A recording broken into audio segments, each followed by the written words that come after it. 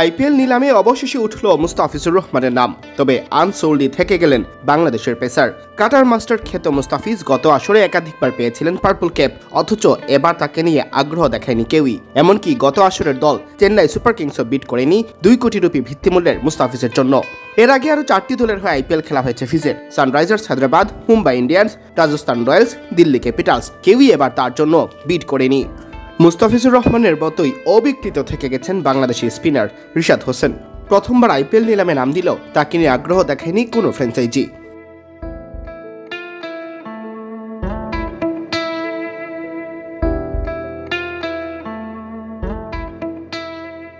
প্রথম দিন দেবদূত Padikkal, David Warner ও Jonny Bairstow unsold থাকার পর দ্বিতীয় দিন একই ভাগ্য বরণ করে নিতে হয়েছে ভারতীয় 2 তারকাকে।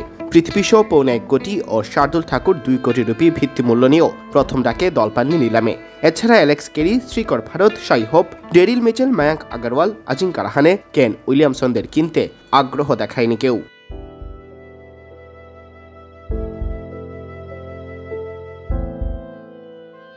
এছাড়া মুস্তাফিজের মতোই দল পাননি ডিওয়াল্ড ব্রেভিস, আদিল রশিদ, উমরান মালিকের মতো ক্রিকেটাররা।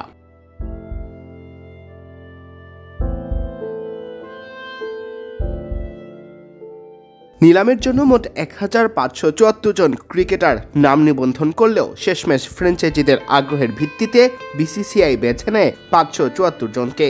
আইপিএলের নিলামে সর্বশেষ বছরগুলোর পরিসংখ্যান বিচারে এবারই সবচেয়ে বেশি বাংলাদেশি ক্রিকেটারের নাম ফ্র্যাঞ্চাইজিগুলোর সামনে। আইপিএল নিলামের জন্য বাংলাদেশের 13 জন ক্রিকেটার নাম লেখান। নাম নিবন্ধন করা ক্রিকেটারদের মধ্যে বাদ পড়েছেন একজন, শেষমেশ নিলামের জন্য টিকে থাকেন 12 জন।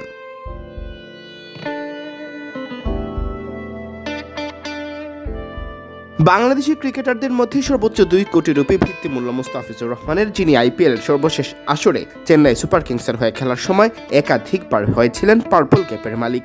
1 কোটি রুপি ভিত্তিমূল্য মেহেদী হাসান মিরাজ, সাকিব আল হাসান ও তাসকিন আহমেদের। এছাড়া নিলামে নাম ওঠে রিশাদ হোসেন, লিটন দাস, তাওহিদ হৃদয়, শরীফুল ইসলাম, তানজিম হাসান সাকিব, শেখ মেহেদী হাসান, হাসান মাহমুদ ও নাহিদ রানার। তাদের প্রত্যেকেরই ভিত্তিমূল্য 75 লাখ রুপি করে।